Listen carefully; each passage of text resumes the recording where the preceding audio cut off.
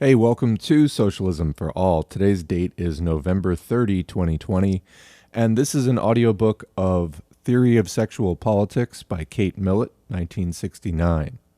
Kate Millett was born to a middle-class Irish Catholic family in Minnesota.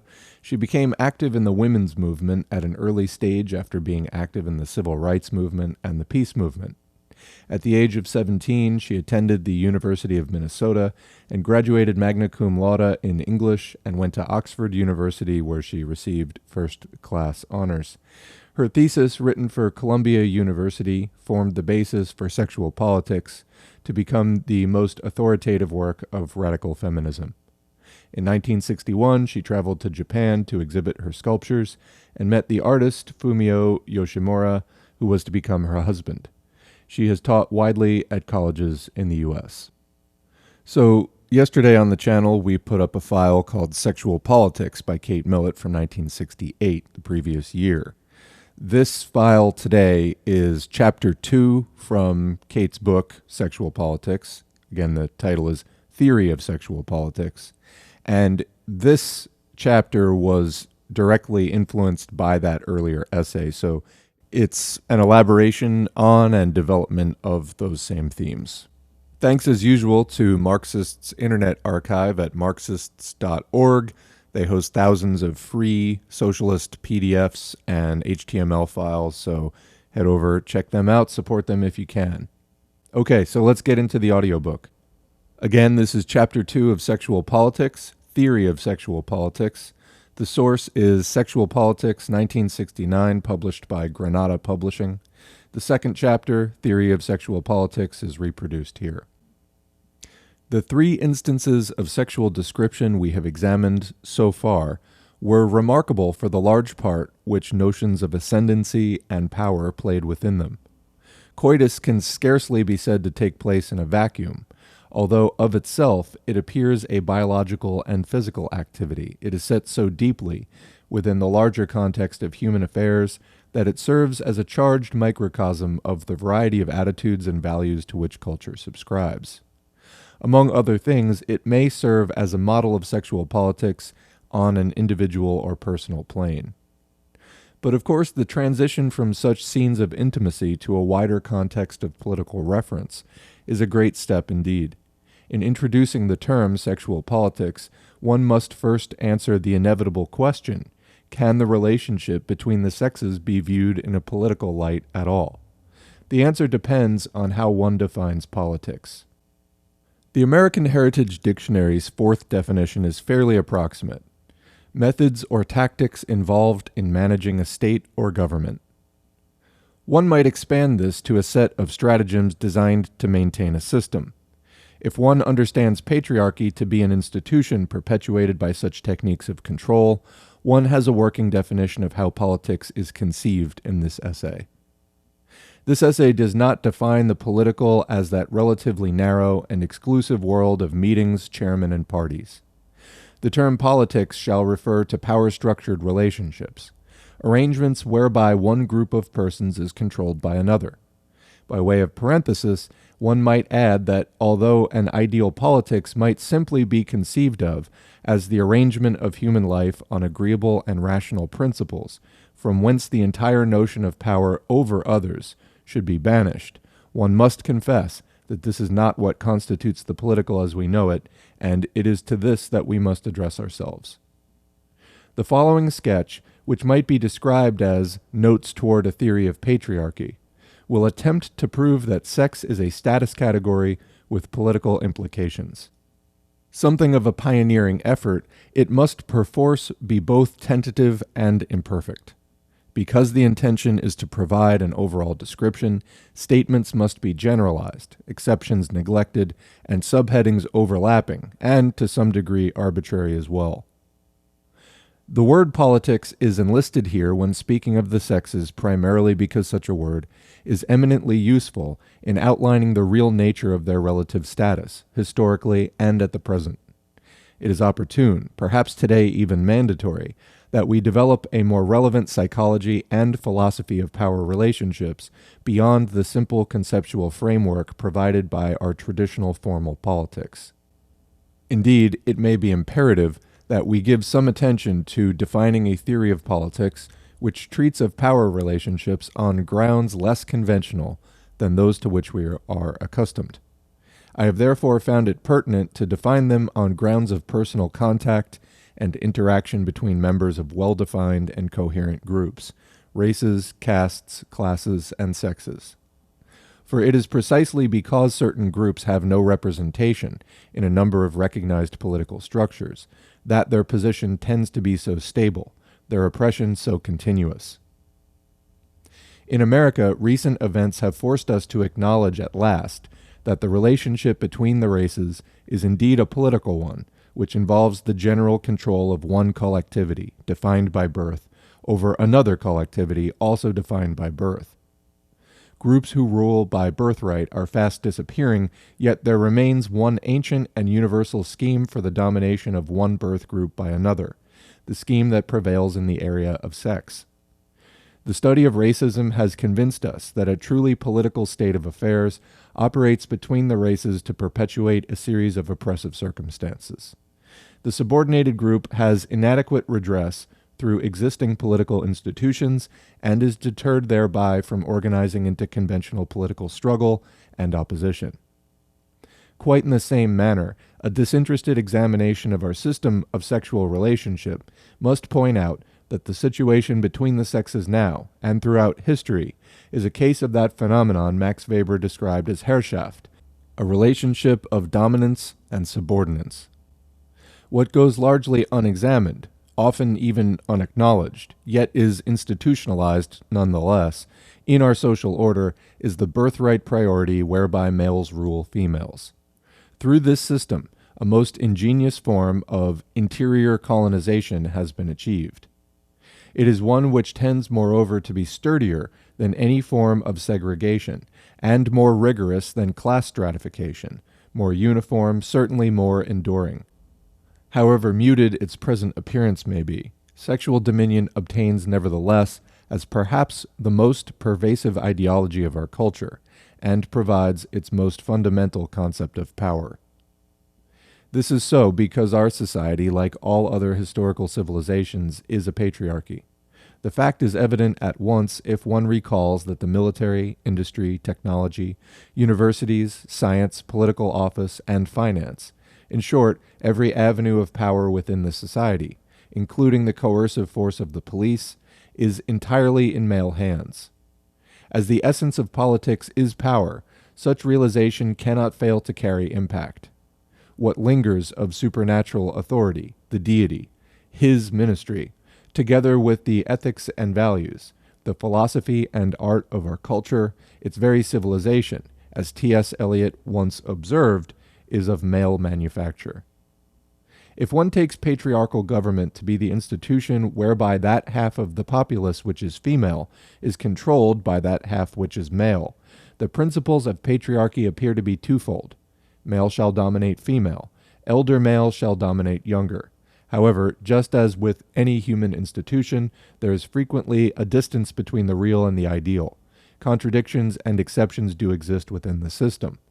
While patriarchy as an institution is a social constant so deeply entrenched as to run through all other political, social, or economic forms, whether of caste or class, feudality or bureaucracy, just as it pervades all major religions, it also exhibits great variety in history and locale. In democracies, for example, females have often held no office, or do so, as now, in such minuscule numbers as to be below even token representation. Aristocracy, on the other hand, with its emphasis upon the magic and dynastic properties of blood, may at times permit women to hold power. The principle of rule by elder males is violated even more frequently, bearing in mind the variation in degree in patriarchy, as say between Saudi Arabia and Sweden, Indonesia and China. We also recognize our own form in the U.S. and Europe to be much altered and attenuated by the reforms described in the next chapter. 1. Ideological. Hannah Arendt has observed that government is upheld by power supported either through consent or imposed through violence. Conditioning to an ideology amounts to the former. Sexual politics obtains consent through the socialization of both sexes to basic patriarchal polities with regard to temperament, role, and status. As to status, a pervasive assent to the prejudice of male superiority guarantees superior status in the male, inferior in the female. The first item, temperament, involves the formation of human personality along stereotyped lines of sex category, masculine and feminine, based on the needs and values of the dominant group and dictated by what its members cherish in themselves and find convenient in subordinates: aggression, intelligence, force, and efficacy in the male, passivity, ignorance, docility, virtue, and ineffectuality in the female.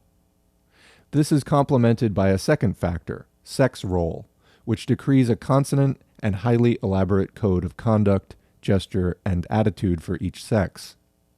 In terms of activity, sex role assigns domestic service and attendance upon infants to the female, the rest of human achievement, interest, and ambition to the male.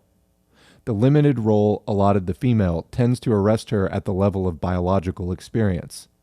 Therefore, nearly all that can be described as distinctly human rather than animal activity — in their own way, animals also give birth and care for their young — is largely reserved for the male. Of course, status again follows from such an assignment. Were one to analyze the three categories, one might designate status as the political component, role as the sociological, and temperament as the psychological. Yet their interdependence is unquestionable, and they form a chain. Those awarded higher status tend to adopt roles of mastery, largely because they are first encouraged to develop temperaments of dominance. That this is true of caste and class as well is self-evident. 2. Biological. Patriarchal religion, popular attitude, and to some degree science as well, assumes these psychosocial distinctions to rest upon biological differences between the sexes, so that where culture is acknowledged as shaping behavior, it is said to do no more than cooperate with nature. Yet the temperamental distinctions created in patriarchy, masculine and feminine personality traits, do not appear to originate in human nature, those of role and status still less. The heavier musculature of the male, a secondary sexual characteristic and common among mammals, is biological in origin but is also culturally encouraged through breeding, diet, and exercise. Yet it is hardly an adequate category on which to base political relations within civilization. Male supremacy, like other political creeds, does not finally reside in physical strength, but in the acceptance of a value system which is not biological. Superior physical strength is not a factor in political relations, vide those of race and class. Civilization has always been able to substitute other methods, technic, weaponry, knowledge, for those of physical strength, and contemporary civilization has no further need of it. At present, as in the past, physical exertion is very generally a class factor, those at the bottom performing the most strenuous tasks, whether they be strong or not. It is often assumed that patriarchy is endemic in human social life, explicable or even inevitable on the grounds of human physiology. Such a theory grants patriarchy logical as well as historical origin. Yet if, as some anthropologists believe, patriarchy is not of primeval origin, but was preceded by some other social form we shall call pre-patriarchal, then the argument of physical strength as a theory of patriarchal origins would hardly constitute a sufficient explanation, unless the male's superior physical strength was released in accompaniment with some change in orientation through new values or new knowledge. Conjecture about origins is always frustrated by lack of certain evidence. Speculation about prehistory, which of necessity is what this must be, remains nothing but speculation. Were one to indulge in it, one might argue the likelihood of a hypothetical period preceding patriarchy. What would be crucial to such a premise would be a state of mind in which the primary principle would be regarded as fertility or vitalist processes. In a primitive condition, before it developed civilization or any but the crudest technic, humanity would perhaps find the most impressive evidence of creative force in the visible birth of children, something of a miraculous event and linked analogically with the growth of the Earth's vegetation. It is possible that the circumstance which might drastically redirect such attitudes would be the discovery of paternity. There is some evidence that fertility cults in ancient society at some point took a turn toward patriarchy, displacing and downgrading female function in procreation and attributing the power of life to the phallus alone. Patriarchal religion could consolidate this position by the creation of a male god or gods, demoting, discrediting, or eliminating goddesses, and constructing a theology whose basic postulates are male supremacist, and one of whose central functions is to uphold and validate the patriarchal structure. So much for the evanescent delights afforded by the game of origins. The question of the historical origins of patriarchy, whether patriarchy originated primordially in the male's superior strength, or upon a later mobilization of such strength under certain circumstances, appears at the moment to be unanswerable. It is also probably irrelevant to contemporary patriarchy, where we are left with the realities of sexual politics, still grounded, we are often assured, on nature. Unfortunately, as the psychosocial distinctions made between the two sex groups, which are said to justify their present political relationship, are not the clear, specific, measurable, and neutral ones of the physical sciences, but are instead of an entirely different character, vague, amorphous, often even quasi-religious in phrasing. It must be admitted that many of the generally understood distinctions between the sexes, in the more significant areas of role and temperament, not to mention status, have in fact essentially cultural rather than biological bases. Attempts to prove that temperamental dominance is inherent in the male, which for its advocates would be tantamount to validating, logically as well as historically, the patriarchal situation regarding role and status, have been notably unsuccessful. Sources in the field are in hopeless disagreement about the nature of sexual differences, but the most reasonable among them have despaired of the ambition of any definite equation between temperament and biological nature. It appears that we are not soon to be enlightened as to the existence of any significant inherent differences between male and female beyond the biogenital ones we already know. Endocrinology and genetics afford no definite evidence of determining mental-emotional differences. Not only is there insufficient evidence for the thesis that the present social distinctions of patriarchy, status, role, temperament, are physical in origin, but we are hardly in a position to assess the existing differentiations, since distinctions which we know to be culturally induced at present so outweigh them. Whatever the differences between the sexes may be, we are not likely to know them until the sexes are treated differently, that is, alike. And this is very far from being the case at present. Important new research not only suggests that the possibilities of innate temperamental differences seem more remote than ever, but even raises questions as to the validity and permanence of psychosexual identity. In doing so, it gives fairly concrete positive evidence of the overwhelmingly cultural character of gender, i.e. personality structure in terms of sexual category. What Stoller and other experts define as core gender identity is now thought to be established in the young by the age of 18 months. This is how Stoller differentiates between sex and gender. Dictionaries stress that the major connotation of sex is a biological one, as for example in the phrases sexual relations or the male sex. In agreement with this, the word sex in this work will refer to the male or female sex and the component biological parts that determine whether one is a male or a female.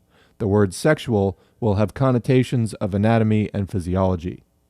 This obviously leaves tremendous areas of behavior, feelings, thoughts, and fantasies that are related to the sexes and yet do not have primarily biological connotations.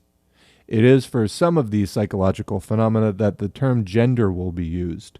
One can speak of the male sex or the female sex, but one can also talk about masculinity and femininity and not necessarily be implying anything about anatomy or physiology. Thus, while sex and gender seem to common sense inextricably bound together, one purpose of this study will be to confirm the fact that the two realms, sex and gender, are not inevitably bound in anything like a one-to-one relationship, but each may go into quite independent ways. In cases of genital malformation and consequent erroneous gender assignment at birth, studied at the California Gender Identity Center, the discovery was made that it is easier to change the sex of an adolescent male, whose biological identity turns out to be contrary to his gender assignment and conditioning, through surgery, than to undo the educational consequences of years, which have succeeded in making the subject temperamentally feminine in gesture, sense of self, personality, and interests. Studies done in California under Stoller's direction offer proof that gender identity, I am a girl, I am a boy, is the primary identity any human being holds, the first as well as the most permanent and far-reaching. Stoller later makes emphatic the distinction that sex is biological, gender psychological, and therefore cultural. Quote, gender is a term that has psychological or cultural rather than biological connotations. If the proper terms for sex are male and female, the corresponding terms for gender are masculine and feminine. These latter may be quite independent of biological sex. Indeed, so arbitrary is gender that it may even be contrary to physiology. Quote, although the external genitalia, penis, testes, scrotum, contribute to the sense of maleness, no one of them is essential for it, not even all of them together. In the absence of complete evidence, I agree in general with Money and the Hampsons, who show in their large series of intersexed patients that gender role is determined by postnatal forces regardless of the anatomy and physiology of the external genitalia, unquote. It is now believed that the human fetus is originally physically female until the operation of androgen at a certain stage of gestation causes those with Y chromosomes to develop into males. Psychosexually, e.g. in terms of masculine and feminine, and in contradistinction to male and female, there is no differentiation between the sexes at birth. Psychosexual personality is therefore postnatal and learned. Quote, the condition existing at birth and for several months thereafter is one of psychosexual undifferentiation. Just as in the embryo, morphologic sexual differentiation passes from a plastic stage to one of fixed immutability, so also does psychosexual differentiation become fixed and immutable, so much so that mankind has traditionally assumed that so strong and fixed a feeling as personal sexual identity must stem from something innate, instinctive, and not subject to postnatal experience and learning. The error of this traditional assumption is that the power and permanence of something learned has been underestimated. The experiments of animal ethologists on imprinting here have now corrected this misconception. Unquote. John Money, who is quoted above, believes that, quote, the acquisition of a native language is a human counterpart to imprinting, unquote, and gender first established, quote, with the establishment of a native language, unquote. This would place the time of establishment at about 18 months. Jerome Kagan's studies in how children of pre-speech age are handled and touched, tickled, and spoken to in terms of their sexual identity. Is it a boy or a girl? Hello, little fellow. Isn't she pretty? Etc. Put the most considerable emphasis on purely tactile learning, which would have much to do with the child's sense of self even before speech is attained. Because of our social circumstances, male and female are really two cultures, and their life experiences are utterly different, and this is crucial. Implicit in all the gender identity development which takes place through childhood is the sum total of the parents', the peers', and the culture's notions of what is appropriate to each gender by way of temperament, character, interests, status, worth, gesture, and expression. Every moment of the child's life is a clue to how he or she must think and behave to attain or satisfy the demands which gender places upon one. In adolescence, the merciless task of conformity grows to crisis proportions, generally cooling and settling in maturity. Since patriarchy's biological foundations appear to be so very insecure, one has some cause to admire the strength of a socialization which can continue a universal condition on faith alone, as it were, or through an acquired value system, exclusively. What does seem decisive in assuring the maintenance of the temperamental conditions between the sexes is the conditioning of early childhood. Conditioning runs in a circle of self-perpetuation and self-fulfilling prophecy. To take a simple example, expectations the culture cherishes about his gender identity encourage the young male to develop aggressive impulses, and the female to thwart her own or turn them inward. The result is that the male tends to have aggression reinforced in his behavior, often with significant antisocial possibilities. Thereupon, the culture consents to believe the possession of the male indicator, the testes, penis, and scrotum, in itself characterizes the aggressive impulse, and even vulgarly celebrates it in such encomiums as, "that guy has balls." The same process of reinforcement is evident in producing the chief feminine virtue of passivity. In contemporary terminology, the basic division of temperamental trait is marshaled along the line of aggression is male and passivity is female. All other temperamental traits are somehow, often with the most dexterous ingenuity, aligned to correspond. If aggressiveness is the trait of the master class, docility must be the corresponding trait of a subject group. The usual hope of such line of reasoning is that, quote, nature, by some impossible outside chance, might still be depended upon to rationalize the patriarchal system. An important consideration to be remembered here is that in patriarchy, the function of norm is unthinkingly delegated to the male. Were it not, one might as plausibly speak of, quote, feminine behavior as active and, quote, masculine behavior as hyperactive or hyper-aggressive. Just a brief comment here from S4A. I cannot help but continuously think of Jordan Peterson every time they talk about trying to rationalize patriarchy. That is literally that guy's job. And as we see here, it is scientifically deconstructed as purely an arbitrary cultural concept, which, I mean, all of those, quote, evolutionary biologists and the whole lobster thing with Jordan Peterson, his whole deal is trying to rationalize this and say, no, you know, the way things are is set in nature. That's absolutely the opposite of what we're finding. In materialism, you know, this being an example of scientific analysis of gender, just as most of Marxism is a scientific analysis of class based on property relations, it's all arbitrary. The human nervous system is capable of, you know, it's very plastic. It can go in so many different ways, and the social statuses that we pick up and internalize and learn really depends on how we're treated and what happens to us in society, the material conditions in which we find ourselves. Okay, returning to theory of sexual politics. Here it might be added by way of a coda that data from physical sciences has recently been enlisted again to support sociological arguments, such as those of Lionel Tiger, who seeks a genetic justification of patriarchy by proposing a, quote, bonding instinct in males which assures their political and social control of human society. One sees the implication of such a theory by applying its premise to any ruling group. Tiger's thesis appears to be a misrepresentation of the work of Lorenz and other students of animal behavior.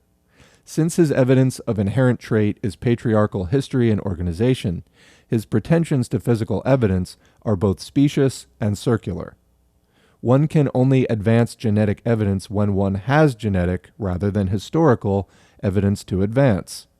As many authorities dismiss the possibility of instincts, complex inherent behavioral patterns in humans altogether, admitting only reflexes and drives, far simpler neural responses, the prospects of a, quote, bonding instinct appear particularly forlorn. Should one regard sex in humans as a drive, it is still necessary to point out that the enormous area of our lives, both in early socialization and in adult experience, labeled sexual behavior, is almost entirely the product of learning. So much is this the case that even the act of coitus itself is the product of a long series of learned responses to the patterns and attitudes, even as to the object of sexual choice, which are set up for us by our social environment. The arbitrary character of patriarchal ascriptions of temperament and role has little effect upon their power over us, nor do the mutually exclusive, contradictory, and polar qualities of the categories masculine and feminine imposed upon human personality give rise to sufficiently serious question among us. Under their aegis, each personality becomes little more, and often less than half, of its human potential. Politically, the fact that each group exhibits a circumscribed but complementary personality and range of activity is of secondary importance to the fact that each represents a status or power division. In the matter of conformity, patriarchy is a governing ideology without peer. It is probable that no other system has ever exercised such a complete control over its subjects. 3. Sociological. Patriarchy's chief institution is the family. It is both a mirror of and a connection with the larger society, a patriarchal unit within a patriarchal whole. Mediating between the individual and the social structure, the family effects control and conformity where political and other authorities are insufficient. As the fundamental instrument and the foundation unit of patriarchal society, the family and its roles are prototypical.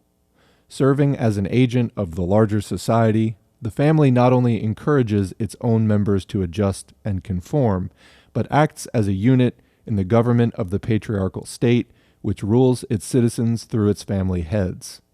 Even in patriarchal societies where they are granted legal citizenship, women tend to be ruled through the family alone and have little or no formal relation to the state.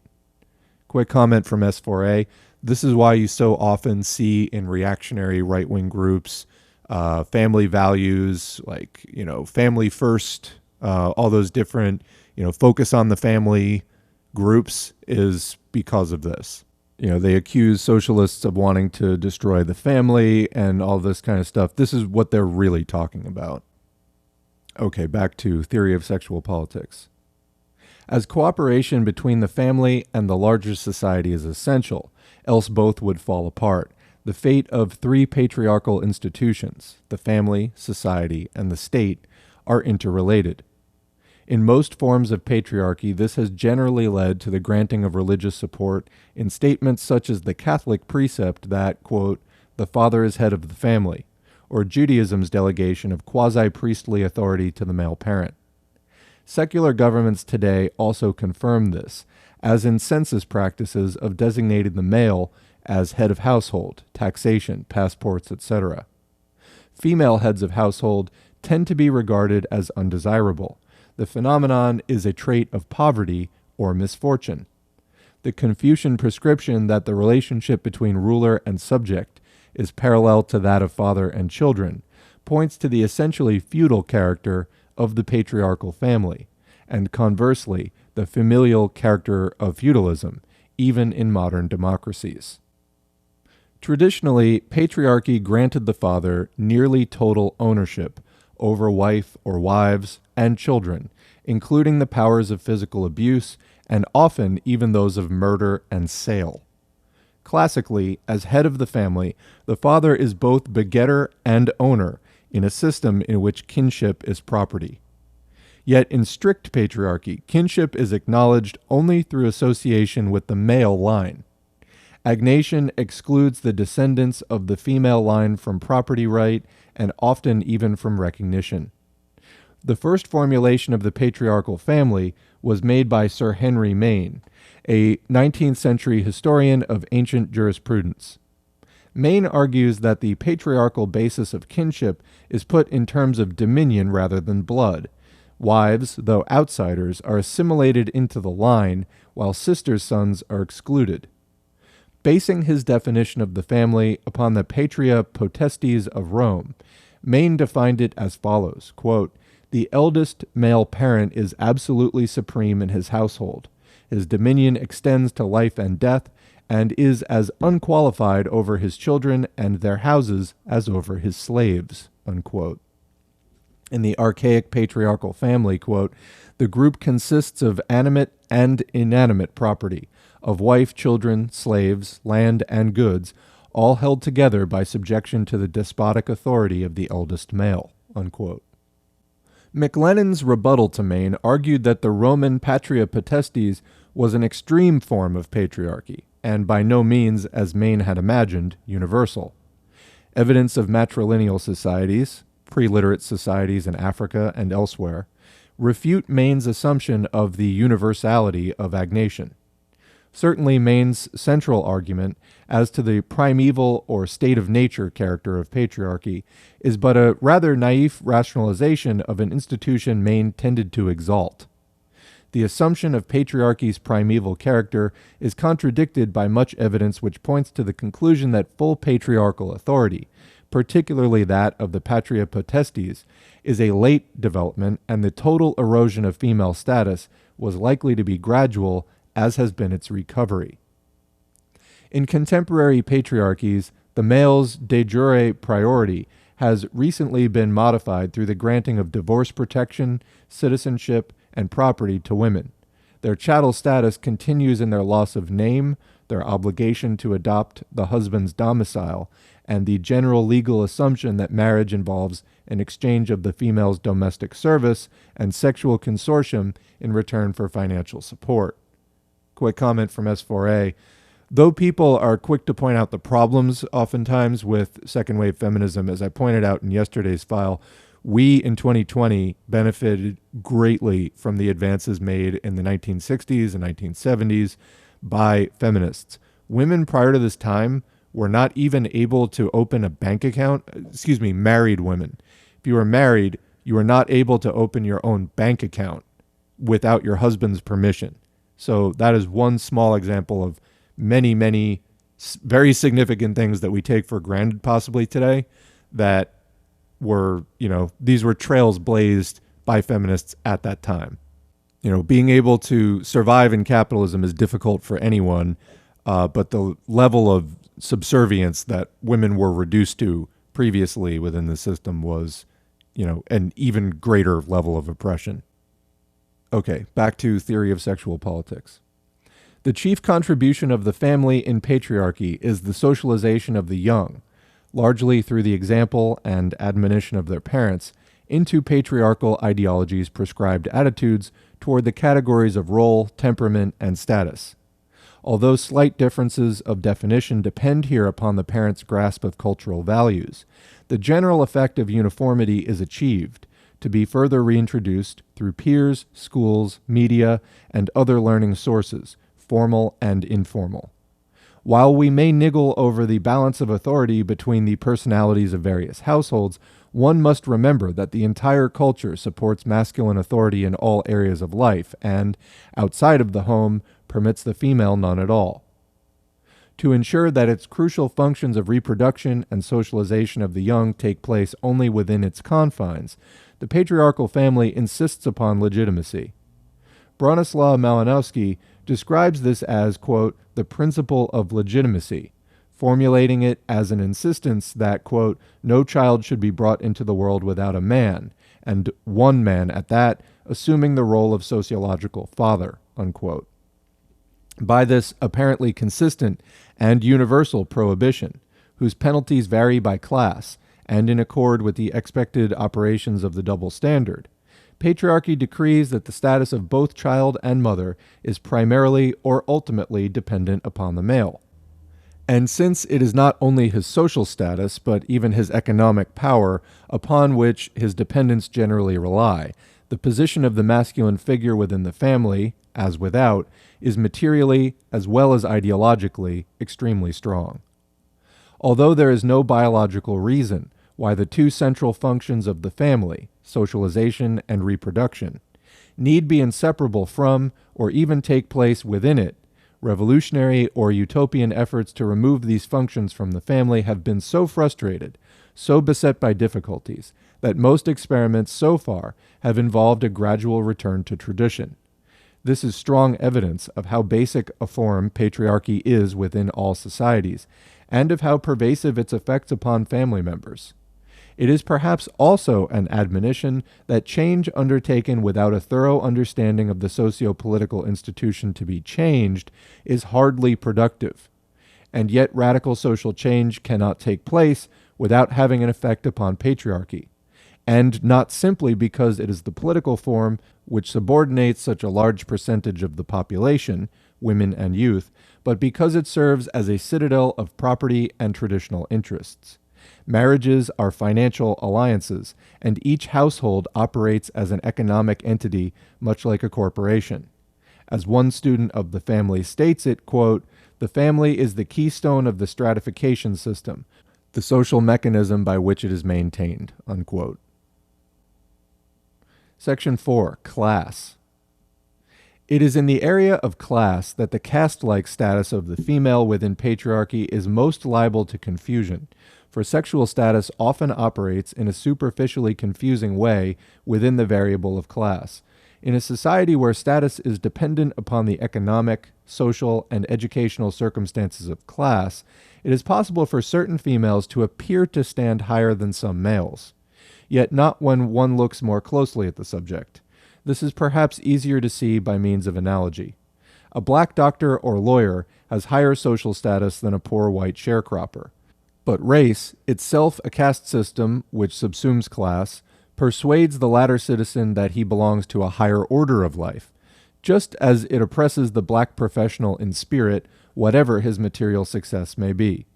In much the same manner, a truck driver or butcher always has his manhood to fall back upon. Should this final vanity be offended, he may contemplate more violent methods.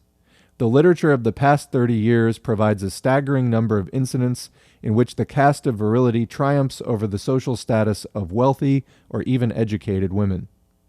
In literary contexts, one has to deal here with wish fulfillment.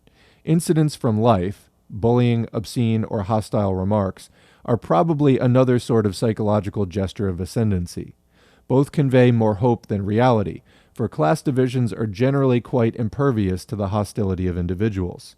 And yet, while the existence of class division is not seriously threatened by such expressions of enmity, the existence of sexual hierarchy has been reaffirmed and mobilized to, quote, punish the female quite effectively. The function of class or ethnic mores in patriarchy is largely a matter of how overtly displayed or how loudly enunciated the general ethic of masculine supremacy allows itself to become. Here one is confronted by what appears to be a paradox. While in the lower social strata, the male is more likely to claim authority on the strength of his sex rank alone, he is actually obliged more often to share power with the women of his class who are economically productive, whereas in the middle and upper classes, there is less tendency to assert a blunt patriarchal dominance, as men who enjoy such status have more power in any case. It is generally accepted that Western patriarchy has been much softened by the concepts of courtly and romantic love. While this is certainly true, such influence also has been vastly overestimated. In comparison with the candor of machismo, or Oriental behavior, one realizes how much of a concession traditional chivalrous behavior represents, a sporting kind of reparation to allow the subordinate female certain means of saving face. While a palliative to the injustice of women's social position, chivalry is also a technique for disguising it.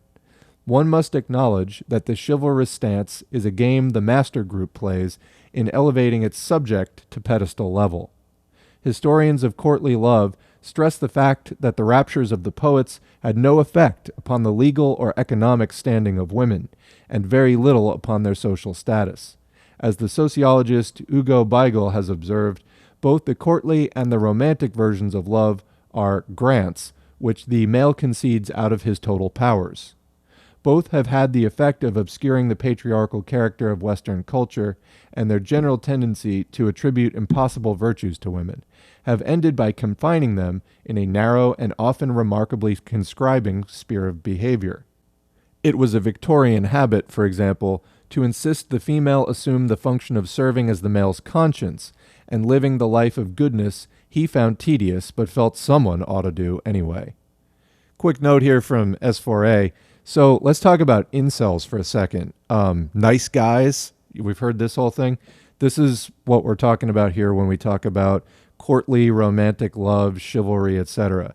These are things which, why these people, these incels with these certain concepts of the relationship between men and women are so offended by feminism is because all of this, the nice guy stuff, it's not treating women like real people. It's keeping them, it's like putting an exotic bird in a cage. Obviously, the bird wants to be a bird and fly around and do bird things.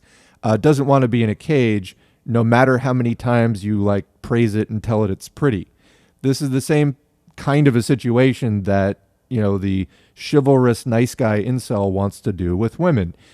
Put them in a cage, call them pretty, like brush their hair or whatever, but, not have them be actual women equal to them, etc. I may be stating the obvious here, but I mean, the fact that this phenomenon still exists, and it's a spectrum, it's a spectrum of comfort that men have with women in general. How much can you see the woman as somebody who's basically the same as you, except for a few, biogenital differences, but for the most part is exactly the same as you. It's for some reason, a very hard pill for men to swallow, which of course this text is getting into some of the socio-political reasons for why that stubbornness is there, because men really have a vested interest in the power that can be derived from the subjugation of women by this entire system of gendering, masculine and feminine traits, this entire system of patriarchy. They're really invested in it, and, the world is trying to move on from the system, and the incels, of course, are, staging a rebellion, reaction.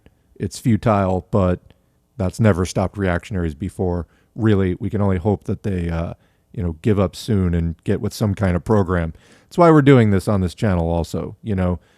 Socialism, Marxism, the economics, it's important, but we really need to dismantle these cultural factors that stand in the way of the working class completely uniting as equals. I mean, capitalism reduces us all to wage workers in some way, to proletarians in some way, but understanding all of these other factors is only going to make the process easier and better for all of us.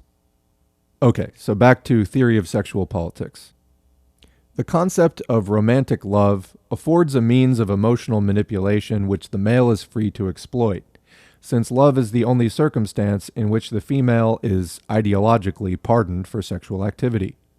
And convictions of romantic love are convenient to both parties, since this is often the only condition in which the female can overcome the far more powerful conditioning she has received towards sexual inhibition.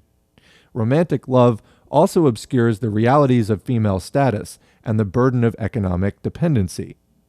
As to, quote, chivalry, such gallant gesture as still resides in the middle classes has degenerated to a tired ritualism, which scarcely serves to mask the status situation of the present.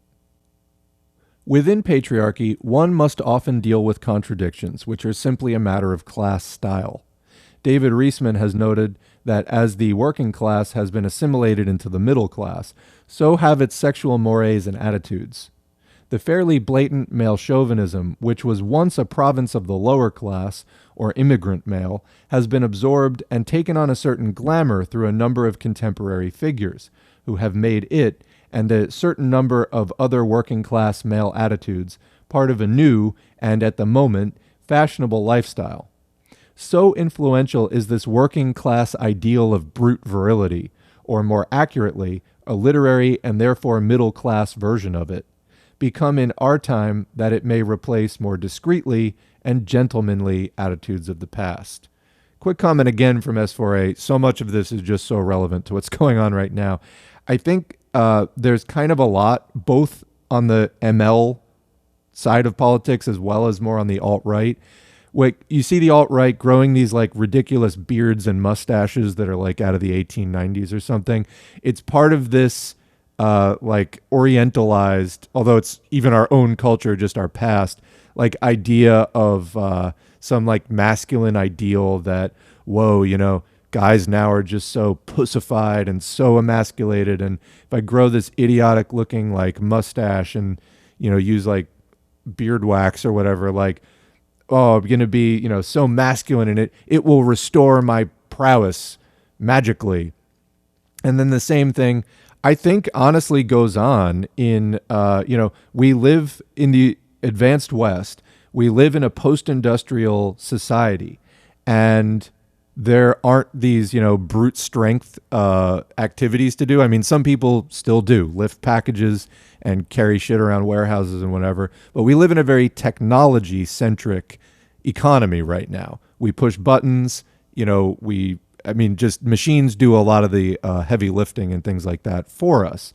So it's, people who still have this drive, burned into their brain from earlier in life that, men are supposed to be brawny and masculine, feeling like they're lacking that. I think that there is, on the socialist left, to some amount of trying to like romanticize and, again, magically derive some kind of strength from certain notions of working class socialism. I see a lot, particularly from like the Stalin type of years. Not that, Stalin, the question of Stalin's socialism, that's not what I'm talking about. I'm talking about image. I'm talking about ideas of masculinity, ideas of manliness. I think that it would do all socialists a lot of good to scrap these ideas for the reasons that are being described here, because ultimately they're manipulating you. You're not arriving at the kind of purest, clearest, politics that you possibly could. You're not really arriving at truth. You're arriving at social ideas that have been thrown out there by a patriarchal ruling class that don't really serve you. So keep that in mind as we talk about, working class ideals of brute virility, as Kate Millett writes here, getting, put into middle class ideology as some kind of, thing to like, basically reduced into some kind of tonic we can splash on our face to, have our little sense of manliness for the day or whatever. I think that, again, this appears in both alt-right and socialist politics, although it doesn't belong in socialist politics is what I'm trying to say. Okay, so back to theory of sexual politics. One of the chief effects of class within patriarchy is to set one woman against another, in the past creating a lively antagonism between whore and matron, and in the present between career woman and housewife. One envies the other her security and prestige, while the envied yearns beyond the confines of respectability for what she takes to be the other's freedom, adventure, and contact with the larger world. Through the multiple advantages of the double standard, the male participates in both worlds, empowered by his superior social and economic resources, to play the estranged women against each other as rivals. One might also recognize subsidiary status categories among women. Not only is virtue class, but beauty and age as well.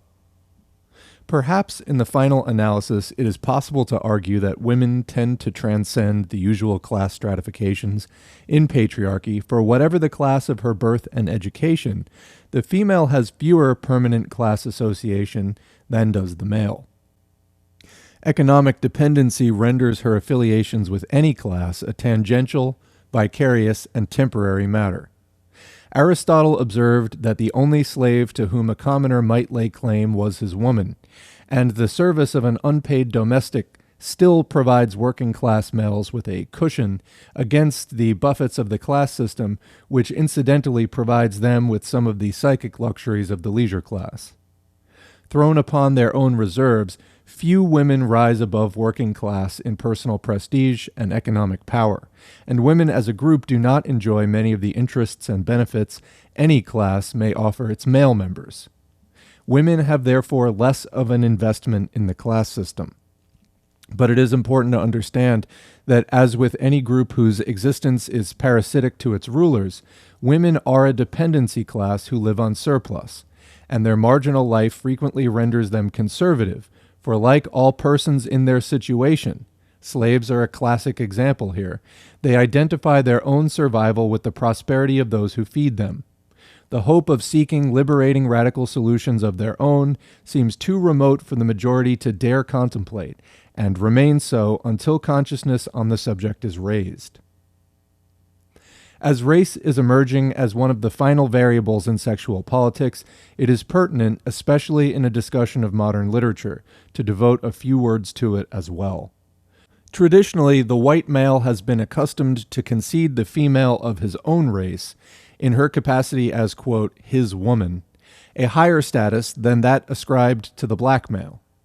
Yet, as white racist ideology is exposed and begins to erode, racism's older protective attitudes towards white women also begin to give way. And the priorities of maintaining male supremacy might outweigh even those of white supremacy. Sexism may be more endemic in our own society than racism. For example, one notes in authors whom we would now term overtly racist, such as D.H. Lawrence, whose contempt for what he so often designates as inferior breeds is unabashed.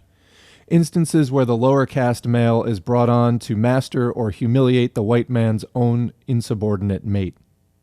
Needless to say, the female of the non-white races does not figure in such tales, save as an exemplum of, quote, true womanhood's servility, worthy of imitation by other, less carefully instructed females.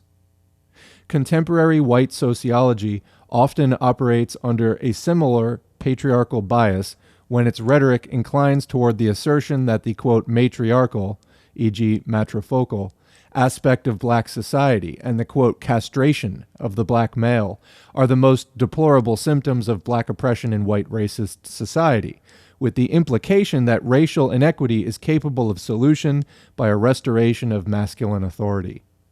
Whatever the facts of the matter may be, it can also be suggested that analysis of this kind presupposes patriarchal values without questioning them, and tends to obscure both the true character of and the responsibility for racist injustice toward black humanity of both sexes. Section 5. Economic and Educational. One of the most efficient branches of patriarchal government lies in the agency of its economic hold over its female subjects. In traditional patriarchy, women, as non-persons without legal standing, were permitted no actual economic existence, as they could neither own nor earn in their own right.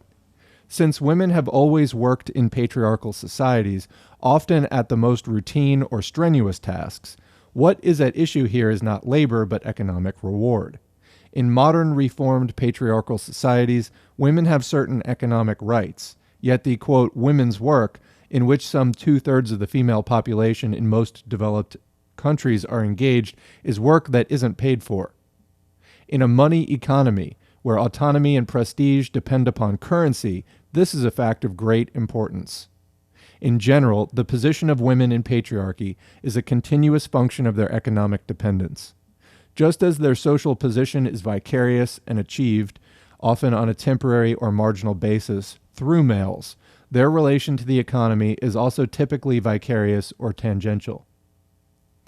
Of that third of women who are employed, their average wages represent only half of the average income enjoyed by men. These are the U.S. Department of Labor statistics for average year-round income. White male, $6,704. Non-white male, $4,277. White female, $3,991. And non-white female, $2,816. The disparity is made somewhat more remarkable because the educational level of women is generally higher than that of men in comparable income brackets. Further, the kinds of employment open to women in modern patriarchies are, with few exceptions, menial, ill-paid, and without status. In modern capitalist countries, women also function as a reserve labor force, enlisted in times of war and expansion and discharged in times of peace and recession. In this role, American women have replaced immigrant labor and now compete with the racial minorities. In socialist countries, the female labor force is generally in the lower ranks as well, despite a high incidence of women in certain professions such as medicine. The status and rewards of such professions have declined as women enter them, and they are permitted to enter such areas under a rationale that society or the state, and socialist countries are also patriarchal, rather than women is served by such activity. So a quick comment here from Socialism for All. Obviously, as the name of this channel implies, we do promote socialism, particularly Marxism or scientific socialism, as a historical must. The destiny and the duty of the working class is to end capitalism, which is unsustainable, full of unsolvable contradictions, and to resolve them by instituting socialism, taking the economic power out of the hands of the bourgeoisie who privately control industry and operate it for profit, not to meet human need. And with that economic power comes all kinds of other social and political power. And if we're going to fulfill the promises of the Enlightenment of freedom and equality and, a brotherhood, of course, gendered language there, but a kind of peaceful coexistence among equal members of the human race, we're way more likely to be able to do that in an economic democracy than we are in capitalism, economic tyranny. So, and within that economic tyranny, we can see, for example, in the United States, between the Democratic, more liberal capitalist faction, socially liberal, has incorporated or co-opted some of these feminist ideas in a limited way that serves capitalism, and the overtly hostile reactionary Republican Party and the more right-wing conservative faction of the ruling class that rejects all of these notions out of hand, embraces abject patriarchy, objectification of women, et cetera, at all levels, and in some of the crudest ways imaginable. The problem, of course, is that even incorporating a feminist message into capitalism, the only class that really benefits from any of this at all, even to the extent that different races and different genders benefit from being part of the ruling class, the bourgeoisie, the capitalist class, it's a tiny ruling class. So really, it's only the bourgeoisie that gets, anything like the full spoils of that freedom, etc. We see in the Donald Trump side beauty pageants, the trophy wife, the total objectification of women and a rejection even of the notion of questioning patriarchy at all. And that's not even to get into the religious right and some of the, frankly, medieval ideas about gender roles that you find there. In the liberal capitalist side, we see, some of this, but by not questioning capitalism itself, they're setting up such a limited success, even for those women who do manage to become members of the exploiting class and to share in some of the spoils of that, or even at a slightly less intense level to just become middle class through a profession, for example. So Kate Millett obviously was writing this in the late 60s in the capitalist USA. I don't know, what kind of information was getting over to the United States, particularly at that time, about the advances that had been made in the socialist countries. As far as understanding those advances, there is clearly a long history of feminist socialism, Marxist feminism, and women being directly involved in the fight for socialism.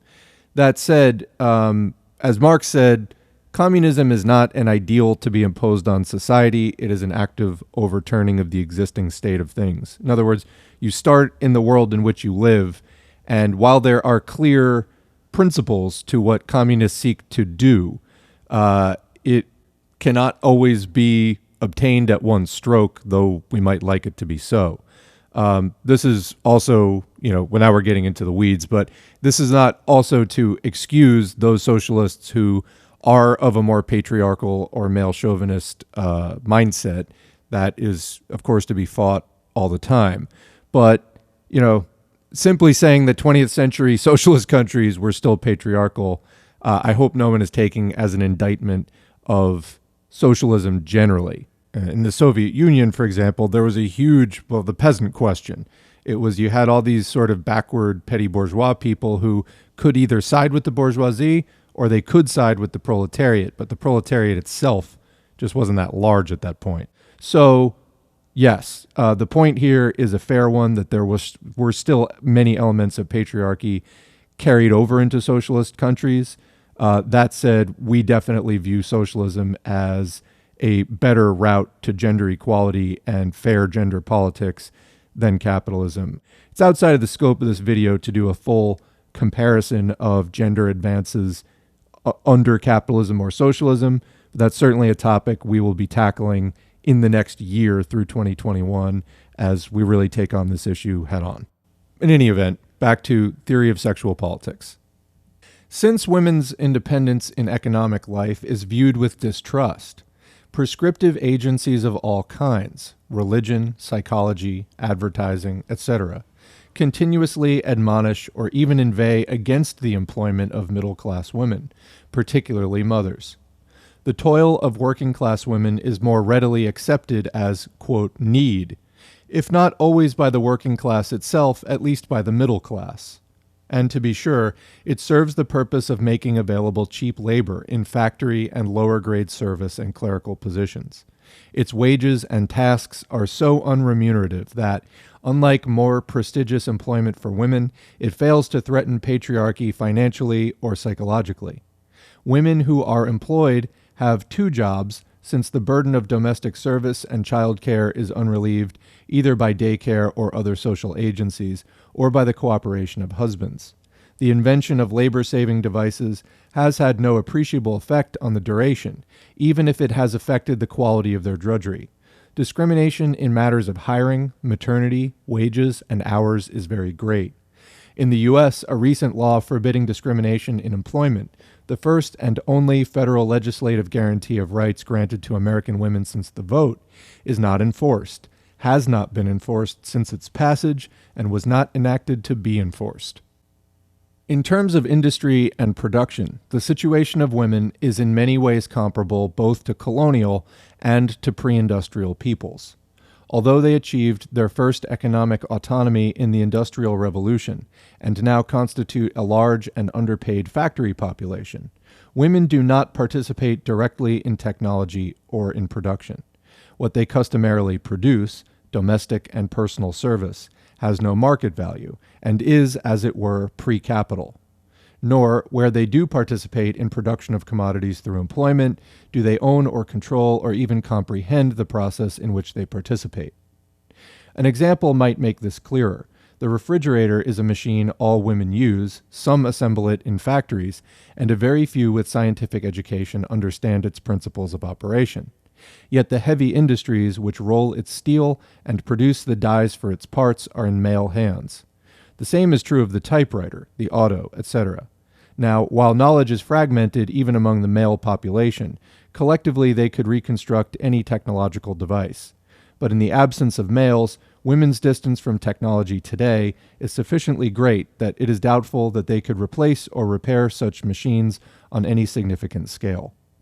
Women's distance from higher technology is even greater. Large-scale building construction, the development of computers, the moonshot, occur as further examples. If knowledge is power, power is also knowledge, and a large factor in their subordinate position is the fairly systematic ignorance patriarchy imposes upon women. Since education and economy are so closely related in the advanced nations, it is significant that the general level and style of higher education for women, particularly in their many remaining segregated institutions, is closer to that of Renaissance humanism than to the skills of mid-20th century scientific and technological society. Traditionally, patriarchy permitted occasional minimal literacy to women while higher education was closed to them. While modern patriarchies have, fairly recently, opened all educational levels to women, the kind and quality of education is not the same for each sex. This difference is of course apparent in early socialization, but it persists and enters into higher education as well. Universities, once places of scholarship and the training of a few professionals, now also produce the personnel of a technocracy. This is not the case with regard to women.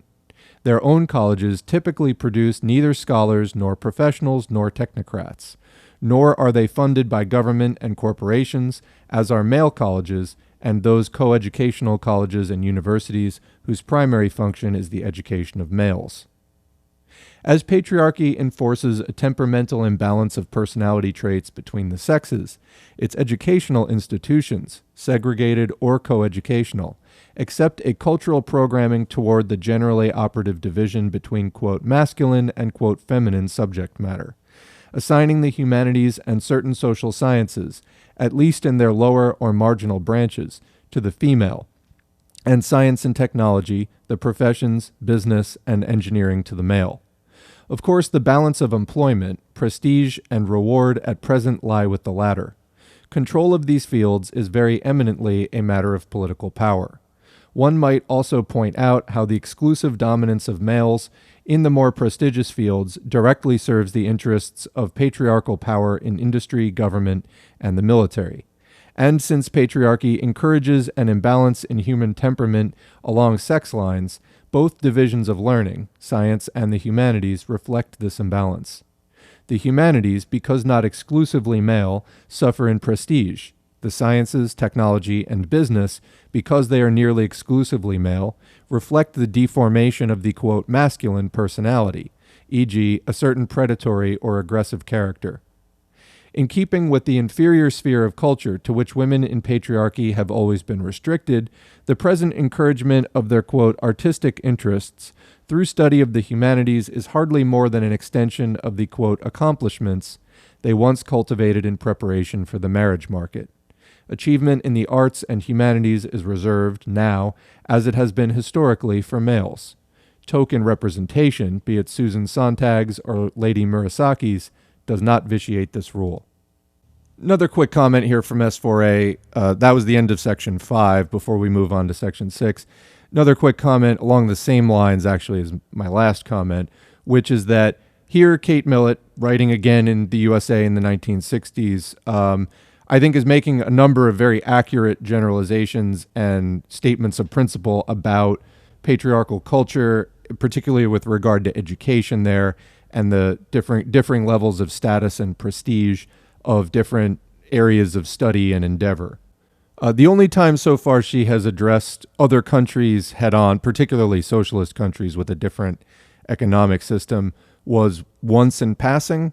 And being that this is a socialist channel, that's another thing I'm real interested in here. I'm assuming you as the audience probably also are interested in.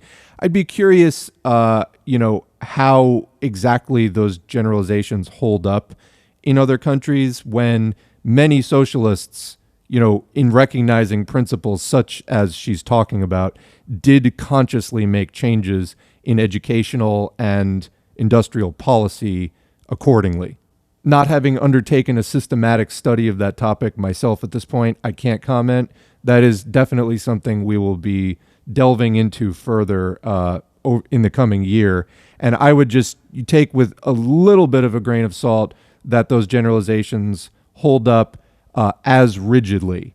I'm sure that some of the fundamental principles are the same. And of course, prior to a socialist revolution, many of the other countries, were coming from a similar place culturally.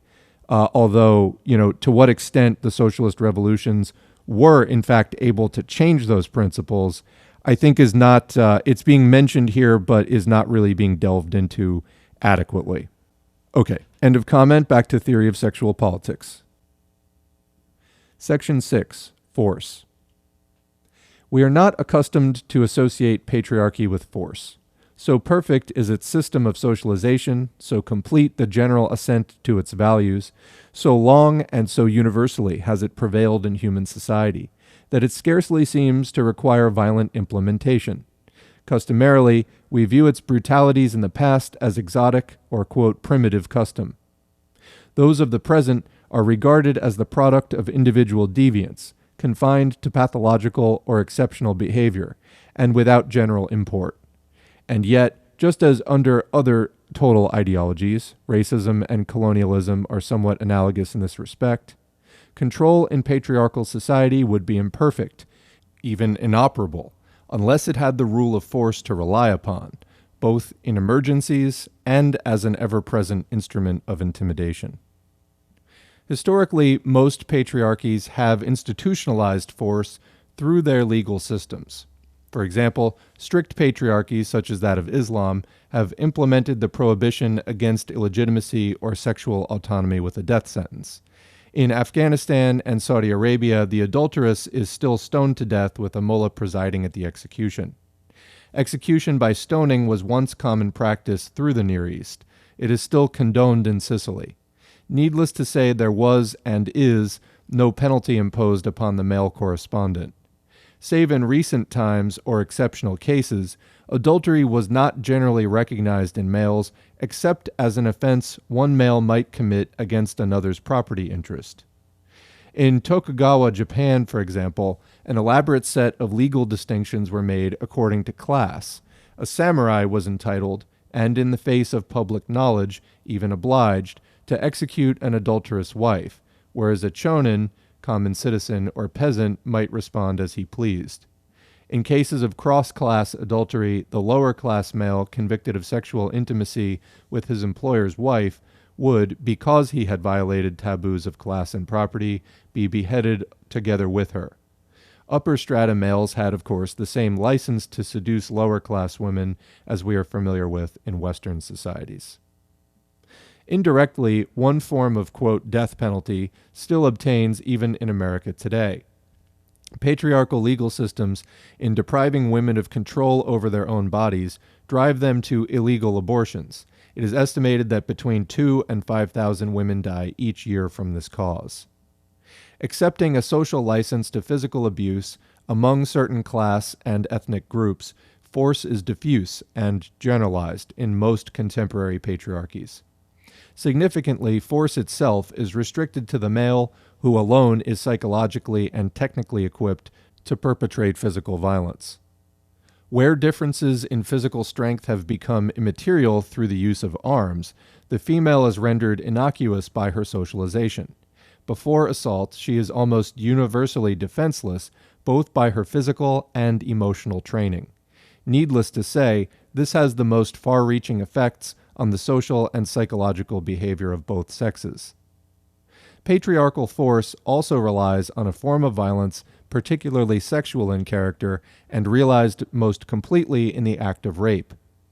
The figure of rapes reported represent only a fraction of those which occur, as the shame of the event is sufficient to deter women from the notion of civil prosecution under the public circumstances of a trial. Traditionally, rape has been viewed as an offense one male commits upon another, a matter of abusing, quote, his woman. Vendetta, such as occurs in the American South, is carried out for masculine satisfaction, the exhilarations of race hatred, and the interests of property and vanity, honor. In rape, the emotions of aggression, hatred, contempt, and the desire to break or violate personality take a form consummately appropriate to sexual politics. In the passages analyzed at the outset of this study, such emotions were present at a barely sublimated level and were a key factor in explaining the attitude behind the author's use of language and tone. Patriarchal societies typically link feelings of cruelty with sexuality, the latter often equated both with evil and with power. This is apparent both in the sexual fantasy reported by psychoanalysis and that reported by pornography. The rule here associates sadism with the male, quote, the masculine role, and victimization with the female, quote, the feminine role. Emotional response to violence against women in patriarchy is often curiously ambivalent. References to wife-beating, for example, invariably produce laughter and some embarrassment.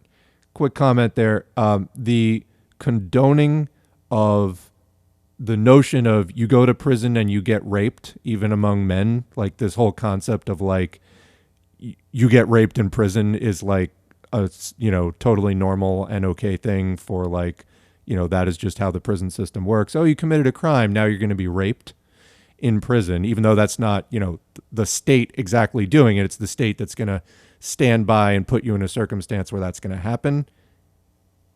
Absolute insanity. I mean, I for me personally, from an early point in life, I remember watching, that trope being propagated by adults around me and just going, but wait, rape's illegal. Why are you saying it's okay under these circumstances? Anyway, difficult section here, but important stuff. Okay, back to the text. Exemplary atrocity, such as the mass murders committed by Richard Speck, greeted at one level with a certain scandalized, possibly hypocritical indignation, is capable of eliciting a mass response of titillation at another level. At such times, one even hears from men occasional expressions of envy or amusement. In view of the sadistic character of such public fantasy as caters to male audiences in pornography or semi-pornographic media, one might expect that a certain element of identification is by no means absent from the general response. Probably a similar collective frisson sweeps through racist society when its more, quote, logical members have perpetrated a lynching. Unconsciously, both crimes may serve the larger group as a ritual act, cathartic in effect. Hostility is expressed in a number of ways. One is laughter. Misogynist literature, the primary vehicle of masculine hostility, is both an hortatory and comic genre. Of all artistic forms in patriarchy, it is the most frankly propagandistic. Its aim is to reinforce both sexual factions in their status. Ancient, medieval, and Renaissance literature in the West has each had a large element of misogyny. Nor is the East without a strong tradition here, notably in the Confucian strain, which held sway in Japan as well as China. The Western tradition was indeed moderated somewhat by the introduction of courtly love, but the old diatribes and attacks were coterminous with the new idealization of women. In the case of Petrarch, Boccaccio, and some others, one can find both attitudes fully expressed, presumably as evidence of different moods, a courtly pose adopted for the ephemeral needs of the vernacular, a grave animosity for sober and eternal Latin. As courtly love was transferred to romantic love, literary misogyny grew somewhat out of fashion. In some places in the 18th century, it declined into ridicule and exhortative satire. In the 19th century, its more acrimonious forms almost disappeared, as in English. Its resurrection in 20th century attitudes and literature is the result of a resentment over patriarchal reform, aided by the growing permissiveness in expression which has taken place at an increasing rate in the last 50 years. Since the abatement of censorship, masculine hostility, psychological or physical, in specifically sexual contexts, has become far more apparent. Yet, as masculine hostility has been fairly continuous, one deals here probably less with a matter of increase than with a new frankness in expressing hostility in specifically sexual contexts. It is a matter of release and freedom to express what was once forbidden expression outside of pornography or other, quote, underground productions, such as those of de Sade. As one recalls both the euphemism and the idealism of descriptions of coitus in the Romantic poets, Keats' Eve of St. Agnes, or the Victorian novelists, Hardy, for example, and contrasts it with Miller or William Burroughs, one has an idea of how contemporary literature has absorbed not only the truthful explicitness of pornography, but its antisocial character as well. Since this tendency to hurt or insult has been given free expression, it has become far easier to assess sexual antagonism in the male. The history of patriarchy presents a variety of cruelties and barbarities. The sati execution in India, the crippling deformity of foot binding in China, the lifelong ignominy of the veil in Islam, or the widespread persecution of sequestration, the gynecium and purdah. Phenomena such as clitoridectomy, clitoral incision, the sale and enslavement of women under one guise or another, involuntary and child marriages, concubinage and prostitution still take place. The first in Africa, the latter in the Near and Far East, the last generally. The rationale which accompanies that imposition of male authority euphemistically referred to as, quote, the battle of the sexes, bears a certain resemblance to the formulas of nations at war, where any heinousness is justified on the grounds that the enemy is either an inferior species or really not human at all. The patriarchal mentality has concocted a whole series of rationales about women which accomplish this purpose tolerably well. And these traditional beliefs still invade our consciousness and affect our thinking to an extent few of us would be willing to admit. And that's the end of that section. Just a quick comment from S4A.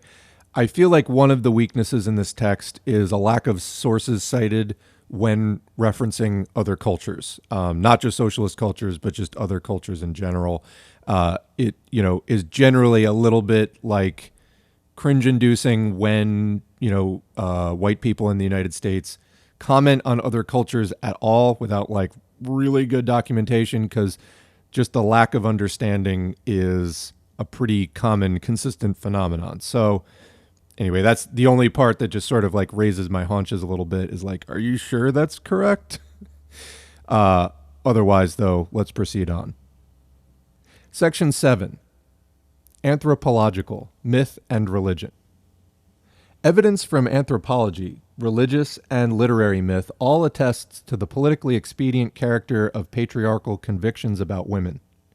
One anthropologist refers to a consistent patriarchal strain of assumption that, quote, woman's biological differences set her apart, she is essentially inferior, unquote, and since, quote, human institutions grow from deep and primal anxieties and are shaped by irrational psychological mechanisms, socially organized attitudes toward women arise from basic tensions expressed by the male, unquote.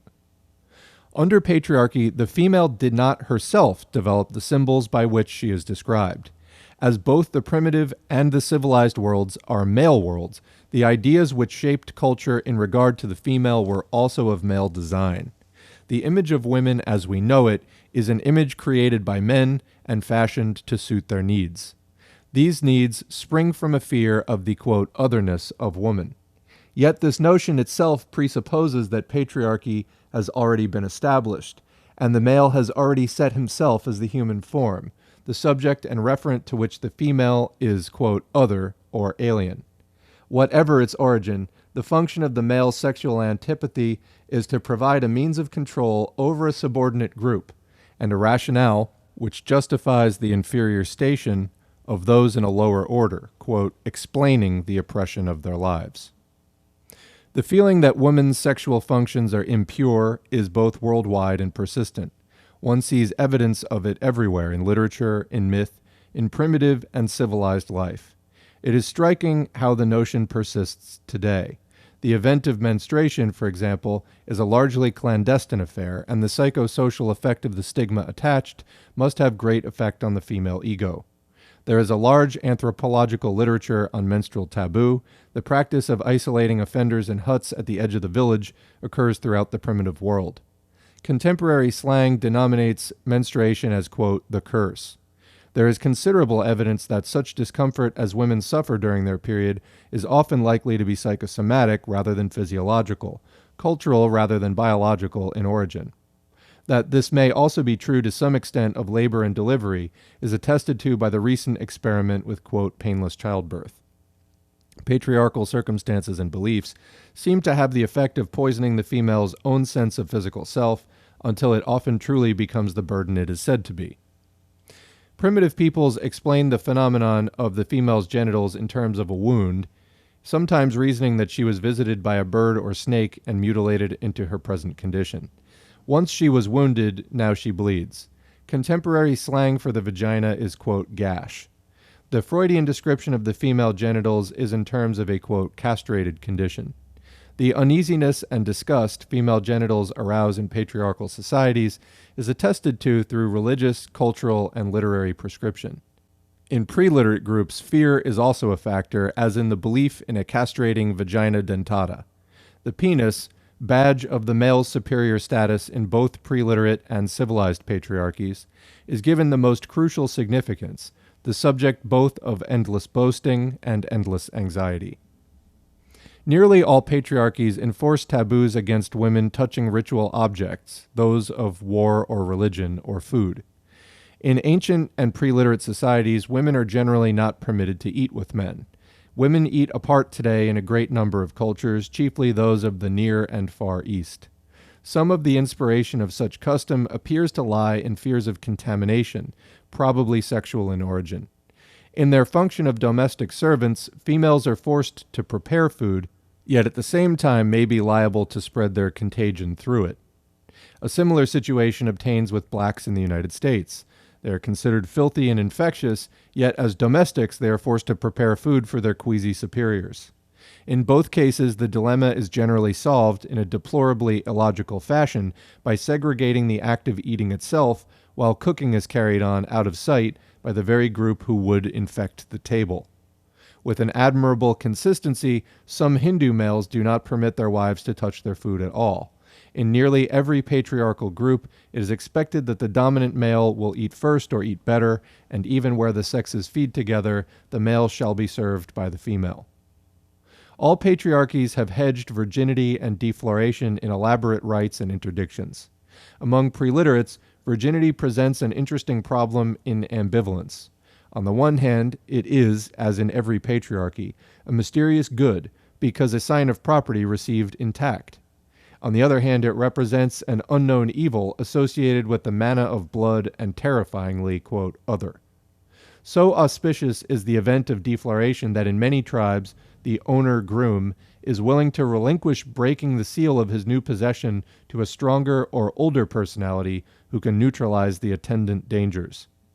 Fears of defloration appear to originate in a fear of the alien sexuality of the female.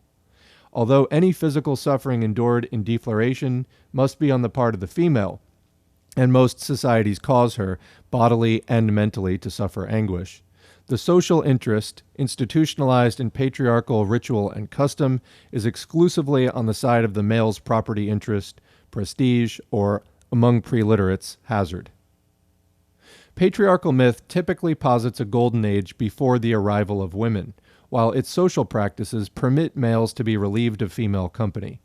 Sexual segregation is so prevalent in patriarchy that one encounters evidence of it everywhere. Nearly every powerful circle in contemporary patriarchy is a men's group, but men form groups of their own on every level.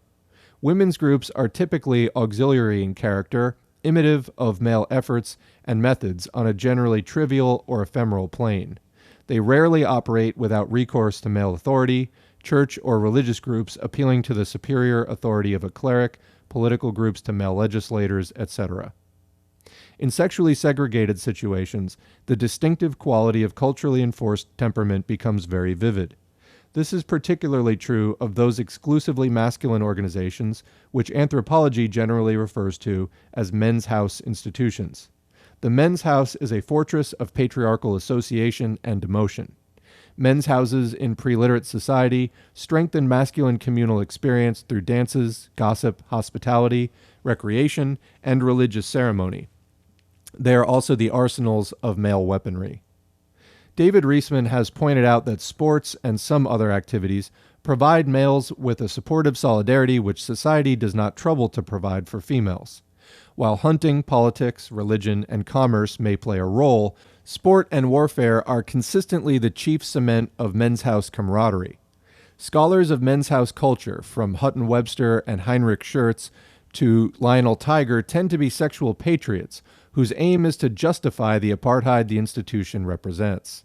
Schurz believes an innate gregariousness and a drive toward fraternal pleasure among peers urges the male away from the inferior and constricting company of women. Notwithstanding his conviction that a mystical, quote, bonding instinct exists in males, Tiger exhorts the public, by organized effort, to preserve the men's house tradition from its decline. The institution's less genial function of power center within a state of sexual antagonism is an aspect of the phenomenon which often goes unnoticed. The men's house of Melanesia fulfill a variety of purposes and are both armory and the site of masculine ritual initiation ceremony. Their atmosphere is not very remote from that of military institutions in the modern world. They reek of physical exertion, violence, the aura of the kill, and the throb of homosexual sentiment. They are the scenes of scarification, headhunting celebrations, and boasting sessions. Here young men are to be, quote, hardened into manhood. In the men's houses, boys have such low status that they are often called the, quote, wives of their initiators, the term wife implying both inferiority and the status of sexual object. Comment, kind of like bitch is used today. Untried youths become the erotic interest of their elders and betters, a relationship also encountered in the samurai order, in Oriental priesthood, and in the Greek gymnasium. Preliterate wisdom decrees that while inculcating the young with the masculine ethos, it is necessary first to intimidate them with the tutelary status of the female. An anthropologist's comment on Melanesian men's houses is applicable equally to Genet's underworld or Mailer's U.S. Army. Quote, "It would seem that the sexual brutalizing of the young boy and the effort to turn him into a woman both enhances the older warrior's desire of power, gratifies his sense of hostility toward the maturing male competitor, and eventually, when he takes him into the male group, strengthens the male solidarity in its symbolic attempt to do without women," unquote. Comment, of course, fraternity, like hazing rituals where they're still allowed on campuses, of course, embody the same sort of thing. You can also see it at private schools, even at the high school level. The derogation of feminine status in lesser males is a consistent patriarchal trait. Like any hazing procedure, initiation once endured produces devotees who will ever after be ardent initiators, happily inflicting their own former sufferings on the newcomer. The psychoanalytic term for the generalized adolescent tone of men's house culture is, quote, phallic state. Citadels of virility, they reinforce the most saliently power-oriented characteristics of patriarchy. The Hungarian psychoanalytic anthropologist Geza Roheim stressed the patriarchal character of men's house organization in the pre-literate tribes he studied, defining their communal and religious practices in terms of a, quote, group of men united in the cult of an object, that is, a materialized penis, and excluding the women from their society, unquote. The tone and ethos of men's house culture is sadistic, power-oriented, and latently homosexual, frequently narcissistic in its energy and motives. The men's house inference that the penis is a weapon, endlessly equated with other weapons, is also clear. The practice of castrating prisoners is itself a comment on the cultural confusion of anatomy and status with weaponry.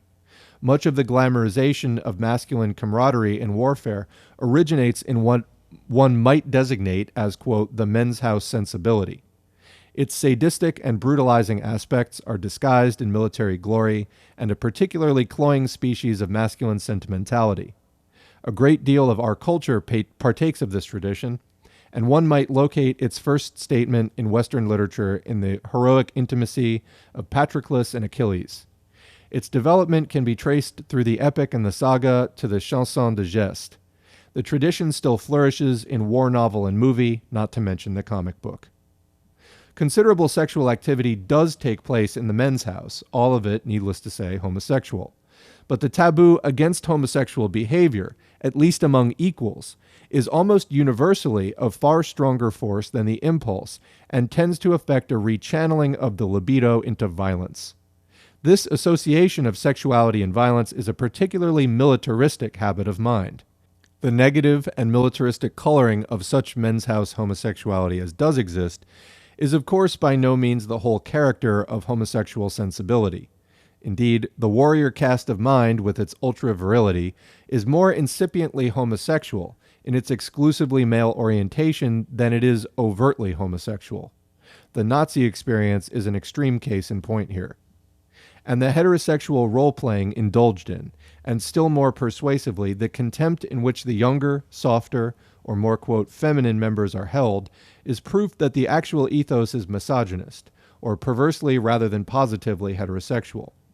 The true inspiration of men's house association therefore comes from the patriarchal situation, rather than from any circumstances inherent in the homo-amorous relationship. If a positive attitude toward heterosexual love is not quite, in Cynebos's famous dictum, the invention of the 12th century, it can still claim to be a novelty. Most patriarchies go to great length to exclude love as a basis of mate selection. Modern patriarchies tend to do so through class, ethnic, and religious factors.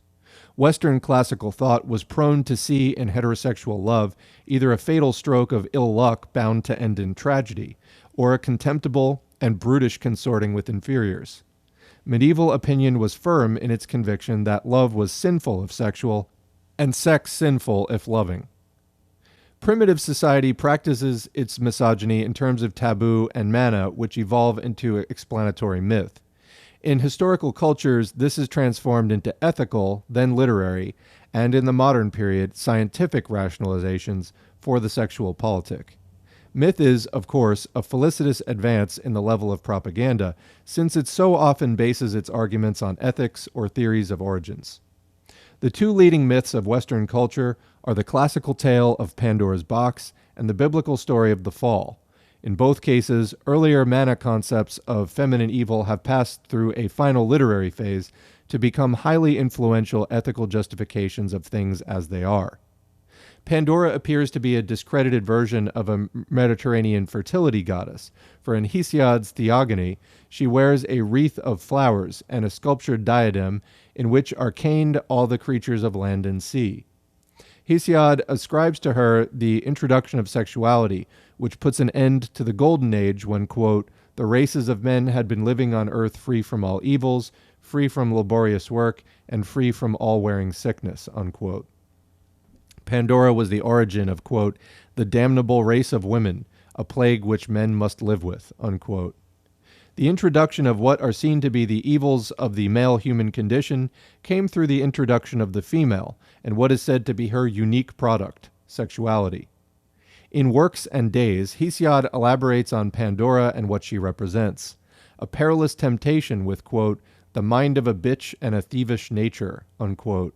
Full of, quote, the cruelty of desire and longings that wear out the body, lies and cunning words and a deceitful soul, unquote.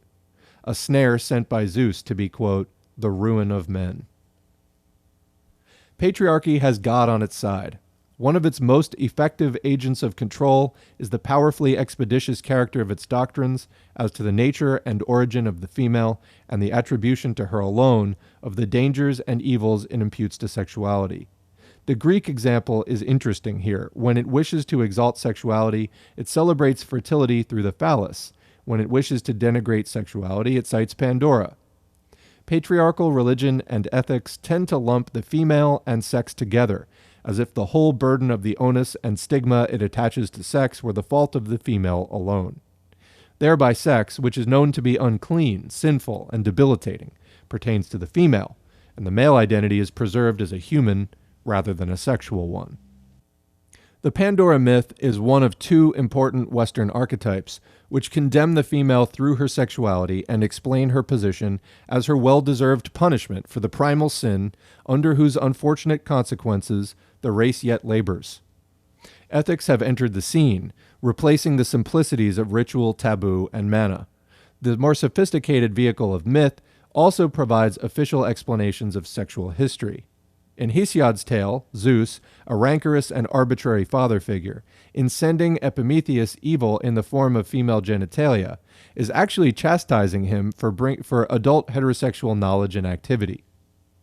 In opening the vessel she brings, the vulva or hymen, Pandora's box, the male satisfies his curiosity but sustains the discovery only by punishing himself at the hands of the father god with death and the assorted calamities of post-lapsarian life. The patriarchal trait of male rivalry across age or status line, particularly those of powerful father and rival son, is present, as well as the ubiquitous maligning of the female. The myth of the fall is a highly finished version of the same themes. As the central myth of the Judeo-Christian imagination, and therefore of our immediate cultural heritage, it is well that we appraise and acknowledge the enormous power it still holds over us, even in a rationalist era which has long ago given up literal belief in it while maintaining its emotional assent intact. This mythic version of the female as the cause of human suffering, knowledge, and sin is still the foundation of sexual attitudes, for it represents the most crucial argument of the patriarchal tradition in the West. The Israelites lived in a continual state of war with the fertility cults of their neighbors. These latter afforded sufficient attraction to be the source of constant defection, and the figure of Eve, like that of Pandora, has vestigial traces of a fertility goddess overthrown. There is some, probably unconscious, evidence of this in the biblical account, which announces, even before the narration of the fall has begun, quote, Adam called his wife's name Eve because she was the mother of all living things, unquote. Due to the fact that the tale represents a compilation of different oral traditions, it provides two contradictory schemes for Eve's creation, one in which both sexes are created at the same time, and one in which Eve is fashioned later than Adam, an afterthought born from his rib, peremptory instance of the male's expropriation of the life force through a god who created the world without benefit of female assistance. The tale of Adam and Eve is, among many other things, a narrative of how humanity invented sexual intercourse. Many such narratives exist in pre-literate myth and folktale. Most of them strike us now as delightfully funny stories of primal innocence who require a good deal of helpful instruction to figure it out. There are other major themes in the story: the loss of primeval simplicity, the arrival of death, and the first conscious experience of knowledge. All of them revolve about sex. Adam is forbidden to eat of the fruit of life or of the knowledge of good and evil. The warning states explicitly what should happen if he tastes of the latter. Quote, "In that day that thou eatest thereof, thou shalt surely die." Unquote. He eats, but fails to die, at least in the story, from which one might infer that the serpent told the truth. But at the moment when the pair eat of the forbidden tree, they awake to their nakedness and feel shame. Sexuality is clearly involved, though the fable insists it is only tangential to a higher prohibition against disobeying orders in the matter of another and less controversial appetite, one for food. Roheim points out that the Hebrew word for eat can also mean coitus. Everywhere in the Bible, quote, knowing is synonymous with sexuality, and clearly a product of contact with the phallus, here in the fable objectified as a snake. To blame the evils and sorrows of life, loss of Eden and the rest, on sexuality would all too logically implicate the male, and such implication is hardly the purpose of the story, designed as it is expressly in order to blame all this world's discomfort on the female. Therefore, it is the female who is tempted first and, quote, beguiled by the penis, transformed into something else, a snake. Thus Adam has, quote, beaten the rap of sexual guilt, which appears to be why the sexual motive is so repressed in the biblical account. Yet the very transparency of the serpent's universal phallic value shows how uneasy the mythic mind can be about its shifts. Accordingly, in her inferiority and vulnerability, the woman takes and eats, simple carnal thing that she is, affected by flattery even from a reptile. Only after this does the male fall, and with him humanity, for the fable has made him the racial type, whereas Eve is a mere sexual type, and according to tradition, either expendable or replaceable.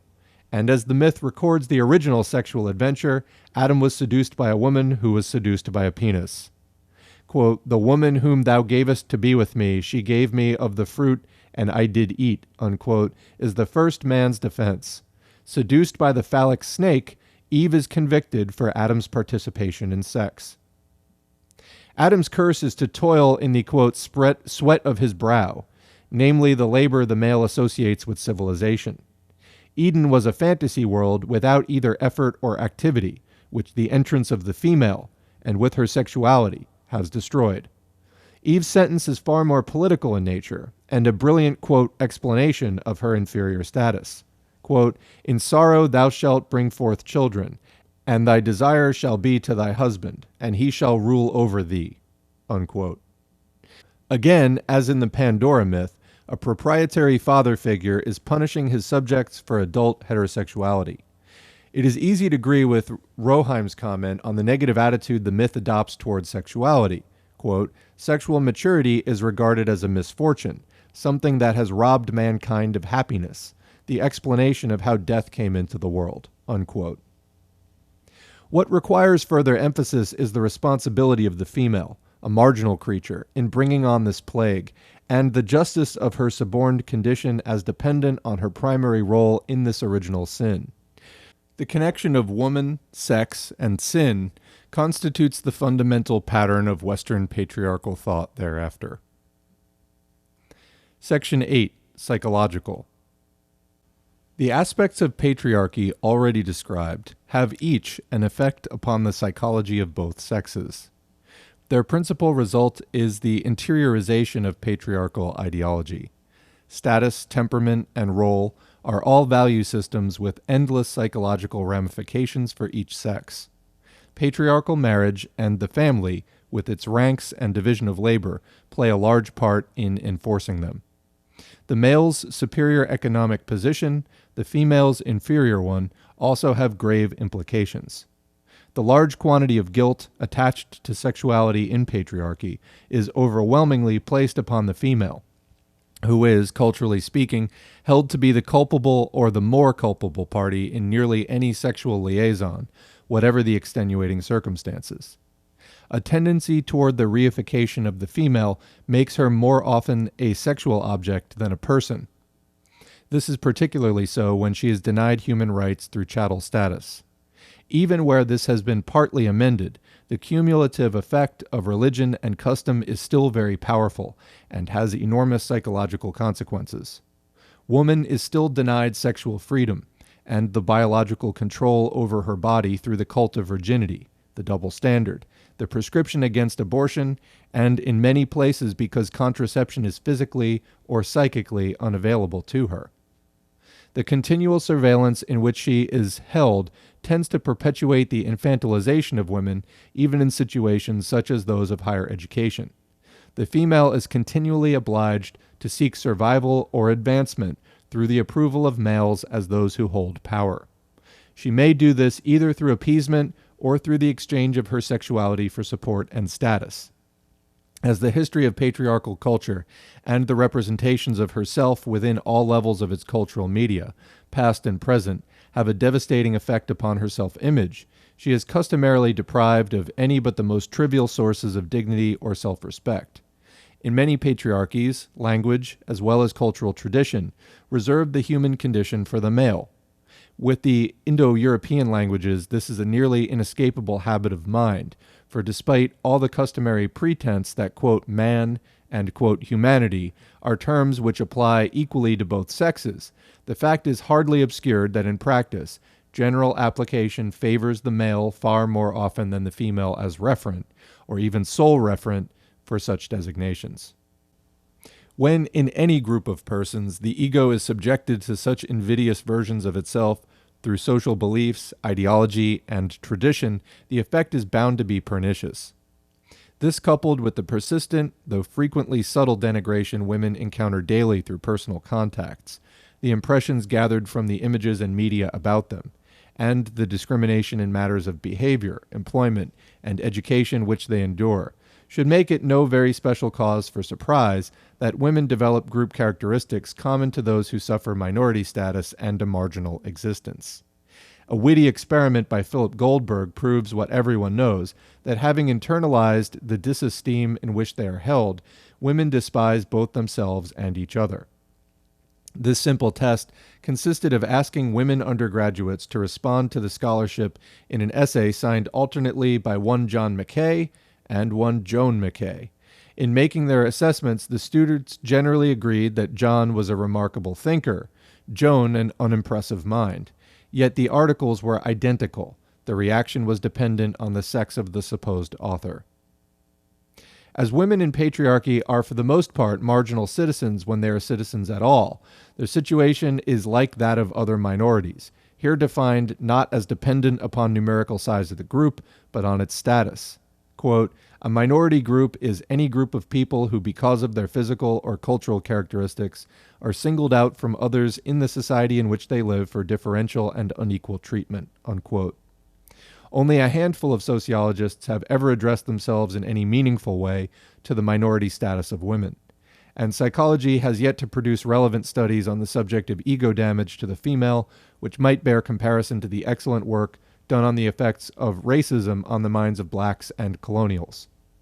The remarkably small amount of modern research devoted to the psychological and social effects of masculine supremacy on the female, and on the culture in general, attests to the widespread ignorance or unconcern of a conservative social science which takes patriarchy to be both the status quo and the state of nature. What little literature the social sciences afford us in this context confirms the presence in women of the expected traits of minority status: group self-hatred and self-rejection, a contempt both for herself and for her fellows, the result of that continual, however subtle, reiteration of her inferiority which she eventually accepts as a fact. Another index of minority status is the fierceness with which all minority group members are judged. The double standard is applied not only in cases of sexual conduct, but other contexts as well. In the relatively rare instances of female crime, too. In many American states, a woman convicted of crime is awarded a longer sentence. Generally, an accused woman acquires a notoriety out of proportion to her acts, and due to sensational publicity, she may be tried largely for her, quote, sex life. But so effective is her conditioning toward passivity and patriarchy, woman is rarely extrovert enough in her maladjustment to enter upon criminality. Just as every minority member must either apologize for the excesses of a fellow or condemn him with a strident enthusiasm, women are characteristically harsh, ruthless, and frightened in their censure of aberration among their numbers. The gnawing suspicion which plagues any minority member, that the myths propagated about his inferiority might after all be true, often reaches remarkable proportions in the personal insecurities of women. Some find their subordinate position so hard to bear that they repress and deny its existence, but a large number will recognize and admit their circumstances when they are properly phrased. Of 2 studies which asked women if they would have preferred to be born male, one found that 1/4 of the sample admitted as much, and in another sample, 1/2. When one inquires of children who have not yet developed as serviceable techniques of evasion, what their choice might be if they had one, the answers of female children in a large majority of cases clearly favor birth into the elite group, whereas boys overwhelmingly reject the opinion of being girls. The phenomenon of parents' prenatal preference for a male issue is too common to require much elaboration. In the light of the imminent possibility of parents actually choosing the sex of their child, such a tendency is becoming the cause of concern in some scientific circles. Comparisons such as Myrdal, Hacker, and Dixon draw between the ascribed attributes of blacks and women reveal that common opinion associates the same traits with both: inferior intelligence, an instinctual or sensual gratification, an emotional nature both primitive and childlike, an imagined prowess in or affinity for sexuality, a contentment with their own lot which is in accord with a proof of its appropriateness, a wily habit of deceit, and concealment of feeling. Both groups are forced to the same accommodational tactics, an ingratiating or supplicatory manner invented to please, a tendency to study those points at which the dominant group are subject to influence or corruption, and an assumed air of helplessness involving fraudulent appeals for direction through a show of ignorance. It is ironic how misogynist literature has for centuries concentrated on just these traits, directing its fiercest enmity at feminine guile and corruption, and particularly that element of it which is sexual, or, as such sources would have it, quote, wanton. As with other marginal groups, a certain handful of women are accorded higher status, that they may perform a species of cultural policing over the rest. Hughes speaks of marginality as a case of status dilemma experienced by women, blacks, or second-generation Americans who have, quote, come up in the world, but are often refused the rewards of their efforts on the grounds of their origins. This is particularly the case with, quote, new or educated women. Such exceptions are generally obliged to make ritual, and often comic, statements of deference to justify their elevation. These characteristically take the form of pledges of, quote, femininity, namely a delight in docility and a large appetite for masculine dominance. Politically, the most useful persons for such a role are entertainers and public sex objects. It is a common trait of minority status that a small percentage of the fortunate are permitted to entertain their rulers. That they may entertain their fellow subjects in the process is less to the point. Women entertain, please, gratify, and flatter men with their sexuality. In most minority groups, athletes or intellectuals are allowed to emerge as stars, identification with whom should content their less fortunate fellows. In the case of women, both such eventualities are discouraged, on the reasonable grounds that the most popular explanations of the female's behavior status ascribe it to her physical weakness or intellectual inferiority. Logically, exhibitions of physical courage or agility are indecorous, just as any display of serious intelligence tends to be out of place. Perhaps patriarchy's greatest psychological weapon is simply its universality and longevity. A referent scarcely exists with which it might be contrasted or by which it might be confuted. While the same might be said of class, patriarchy has a still more tenacious or powerful hold through its successful habit of passing itself off as nature. Religion is also universal in human society, and slavery was once nearly so. Advocates of each were fond of arguing in terms of fatality, or irrevocable human, quote, instinct, even, quote, biological origins. When a system of power is thoroughly in command, it has scarcely need to speak itself aloud. When its workings are exposed and questioned, it becomes not only subject to discussion, but even to change. Such a period is the next one under discussion. So that was Chapter 2 of Kate Millett's book, Sexual Politics. Title chapter is Theory of Sexual Politics, again from 1969. And it is a cornerstone of radical feminism in the last 50 years or so. So, I had a few of my comments along the way. What can I say, here at the end? Devastating, devastating. I found that this work, I thought, was a little more effective for me when it was focusing more on U.S. culture. I just felt like there was just like a firmer grasp that I felt very confident in, assessing and looking to examples of. As I mentioned, I felt there were some possibly Orientalist type of anthropology things going on in this, but whatever. I'm also not ready to say that categorically. I became a little uneasy whenever white people in an imperialist country start to talk about, other cultures, just as kind of a general situation. But anyway, like I said, devastating. Cuts to the core. I think just a profound work, massive amount of food for thought moving forward as we begin, a concerted program of feminism here on Socialism for All. And do you have works that were influential to you as a feminist? If so, please suggest them. Look into covering them here on the channel. And with that, we're going to call it good for today. Thanks to the current patrons for November 2020, whose names are on the screen. We're going to be billing people. December 1st is tomorrow. Today's the 30th. So you'll see some new names and see a few names disappear. You can support us at patreon.com/socialism for all for as little as $2 a month if you would like. You can also follow at facebook.com/socialism, the number 4, all. Please remember also to like, share, subscribe, and comment here on YouTube. Bring this video into your Discord groups, Reddit groups, whatever you're doing, Yahoo groups, whatever, if you have a time machine. And we will catch you in the next video.